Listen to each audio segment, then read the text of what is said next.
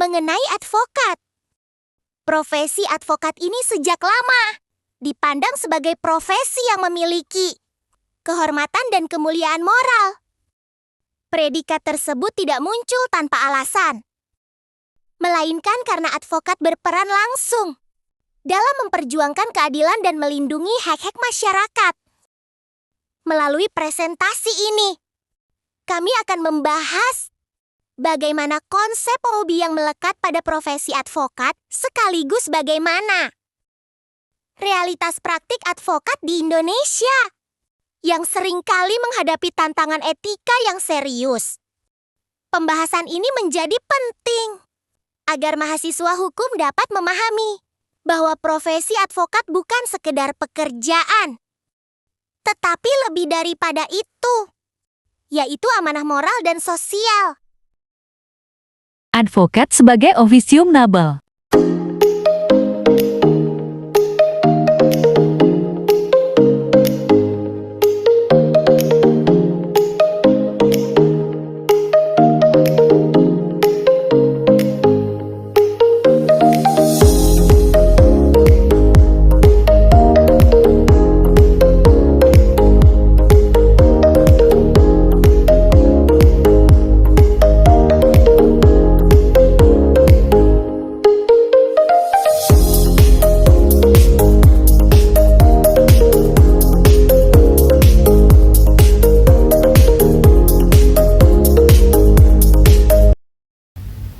Perlu teman-teman ketahui bahwasannya advokat ini memiliki posisi yang sangat strategis dalam sistem peradilan.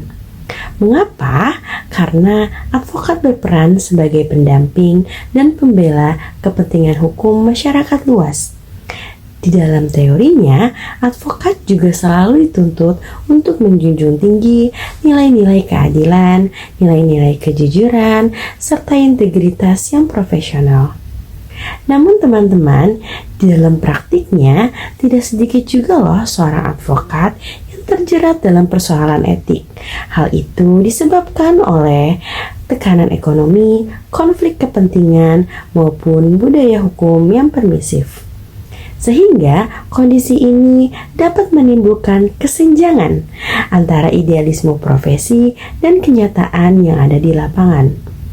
Oleh karena itu, teman-teman, diperlukannya kajian kritis mengenai sejauh mana sih predikat officium nobile ini masih relevan dalam praktik profesi advokat pada saat ini. Menurut pasal 1, angka 1 Undang-Undang Nomor 18 Tahun 2003 tentang advokat memberikan sedikit pengertian mengenai advokat itu sendiri. Bahwasannya, advokat adalah seseorang yang berprofesi memberikan jasa hukum baik di dalam pengadilan maupun di luar pengadilan. Definisi ini dapat menunjukkan bahwa betapa luasnya ruang lingkup advokat dalam sistem hukum. Jasa hukum tersebut meliputi konsultasi hukum, pendampingan, pembelaan, perwakilan, dan tindakan hukum lainnya demi kepentingan klien. Dengan demikian, advokat juga tidak hanya berperan di dalam persidangan loh teman-teman, tetapi advokat juga berperan dalam pencegahan serta penyelesaian suatu sengketa. Peran luas ini memang menuntut seorang advokat untuk memiliki kompetisi hukum sekaligus tanggung jawab etis yang tinggi. Teman-teman, istilah dari officium nobile ini berasal dari bahasa Latin yang berarti profesi yang mulia. Istilah ini digunakan untuk menggambarkan suatu profesi itu dapat menuntut integritas moral yang tinggi, termasuk profesi advokat. Oleh karena itu, kemuliaan profesi advokat tidak diukur dari besarnya honorarium yang ia dapatkan, melainkan dari besarnya komitmen dalam menegakkan hukum dan keadilan. Advokat juga dituntut untuk tidak menyalahgunakan keahlian hukumnya demi kepentingan yang bertentangan dengan hukum. Dengan demikian, officium nobile itu merupakan standar etik yang harus diwujudkan dalam perilaku nyata seorang advokat. Pasal 5 ayat 1 Undang-Undang Advokat sudah menegaskan bahwa advokat adalah penegak hukum yang memiliki kedudukan yang setara dengan seorang hakim, dengan jaksa, dan dengan polisi. Penegasan ini dapat menunjukkan betapa pentingnya peran advokat dalam sistem peradilan.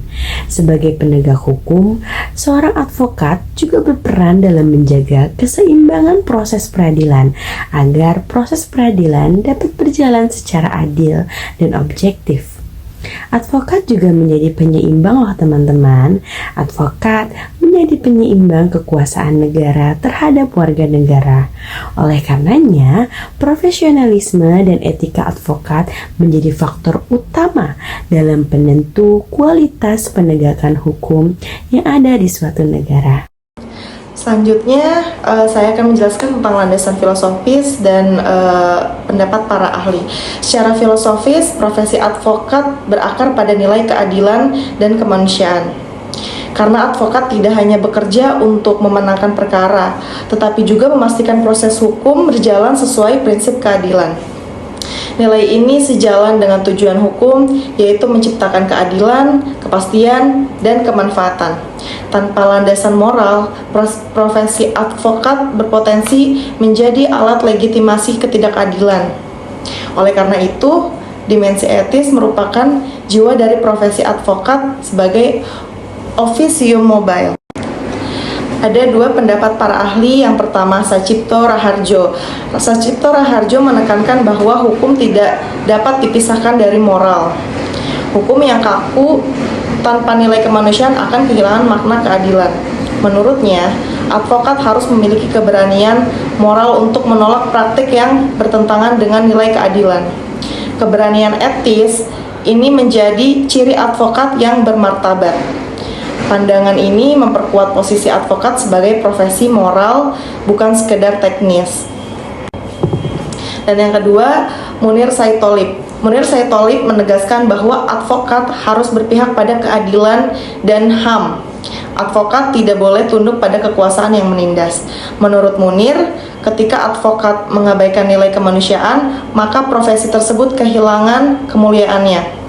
Advokat harus berani bersikap kritis. Pandangan ini menegaskan peran advokat sebagai agen keadilan sosial.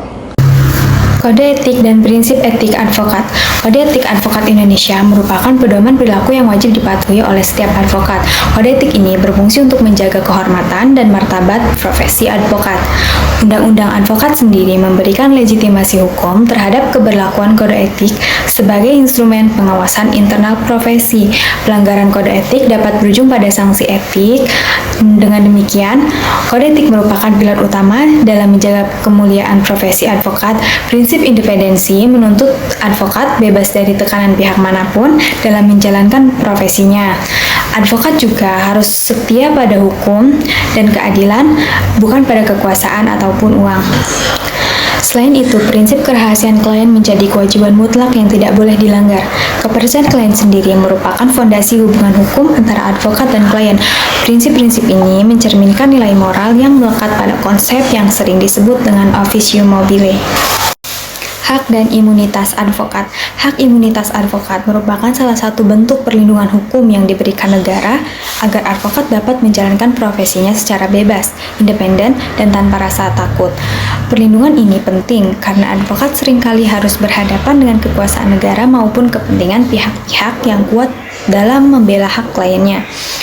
Pasal 16 Undang-Undang Nomor 18 Tahun 2003 tentang advokat menegaskan bahwa advokat tidak dapat dituntut secara pidana maupun perdata dalam menjalankan tugas profesinya dengan itikat baik untuk kepentingan pembelaan klien. Ketentuan ini menunjukkan bahwa pembelaan hukum yang dilakukan advokat merupakan bagian dari proses peradilan yang sah dan dilindungi oleh hukum. Dalam tataran normatif, profesi advokat dibangun di atas standar etika yang tinggi. Advokat idealnya menjalankan profesinya dengan menjunjung tinggi kejujuran, integritas, dan tanggung jawab moral terhadap hukum dan keadilan. Etika profesi menjadi pedoman utama yang mengarahkan perilaku advokat agar tidak menyimpang dari nilai-nilai luhur profesi. konsep atas. Dasolen menggambarkan kondisi yang seharusnya terjadi dalam praktik profesi advokat. Dalam konteks ini, advokat diposisikan sebagai penjaga keadilan yang bertindak profesional, independen, dan tidak mudah dipengaruhi oleh tekanan penting ekonomi maupun kekuasaan. Advokat tidak boleh menjadikan hukum sebagai alat untuk melegitimasi ketidakadilan. Secara teoritis, kode etik advokat berfungsi sebagai instrumen pengendali diri. Kode etik mengatur batas-batas perilaku advokat dalam hubungan dengan klien pengadilan, sesama advokat, dan masyarakat. Kepatuhan terhadap kode etik merupakan perwujudan konkret dari predikat officium mobile. Dengan demikian, dalam perspektif Dasolen, profesi advokat tidak hanya dinilai dari keberhasilan memenangkan perkara, tetapi juga dari cara dan proses yang ditempuh. Kemenangan yang dicapai melalui cara-cara yang tidak etis justru bertentangan dengan hakikat profesi advokat sebagai profesi yang mulia. Realitas praktik profesi advokat di lapangan seringkali menunjukkan kondisi yang jauh dari harapan. Dalam konteks desain, masih ditemukan berbagai praktik yang menyimpang dari nilai-nilai etika profesi seperti konflik kepentingan, manipulasi hukum, hingga praktik makelar perkara. Tekanan ekonomi, persaingan tidak sehat antar advokat, serta budaya hukum yang cenderung pragmatis menjadi faktor yang mempengaruhi perilaku advokat. Dalam situasi tertentu, orientasi pada keuntungan materi menggeser orientasi pada keadilan, sehingga profesi advokat beresiko kehilangan makna moralnya. Fenomena pelanggaran etika ini tidak hanya mencederai martabat profesi advokat, tetapi juga berdampak pada menurunnya kepercayaan publik terhadap sistem peradilan. Ketika advokat dipersepsikan sebagai bagian dari masalah, bukan sebagai solusi keadilan, maka legitimasi profesi ikut tergerus. Kesenjangan antara Dasolen dan Dasein inilah yang menjadi tantangan utama profesi advokat saat ini. Tantangan tersebut menuntut refleksi kritis dan upaya serius untuk mengembalikan praktik profesi advokat agar selaras dengan nilai officium mobile yang menjadi dasar kesadarannya. Tantangan profesi dan peran organisasi advokat. Tantangan utama yang akan dihadapi oleh profesi advokat yaitu lemahnya penegakan kode etik, sehingga sanksi seringkali tidak memberikan efek jera.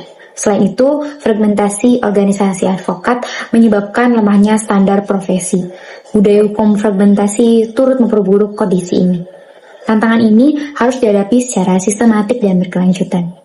Oleh karena itu, organisasi advokat memiliki peran penting dalam menjaga kehormatan profesi.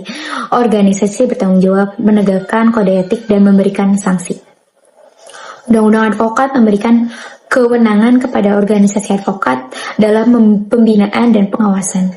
Tanpa pengawasan yang efektif, pelanggaran etika akan terus berulang, sehingga penguatan organisasi advokat menjadi kebutuhan mendesak. Dalam upaya menjaga kemuliaan profesi, pendidikan etika sejak dini menjadi langkah awal menjaga integritas advokat. Pendidikan hukum juga tidak boleh hanya menekankan aspek teknis dan prosedural saja, tetapi juga harus menekankan nilai moral, integritas, dan tanggung jawab sosial. Dengan demikian, calon advokat tidak hanya cakap secara intelektual, tetapi juga matang secara etis.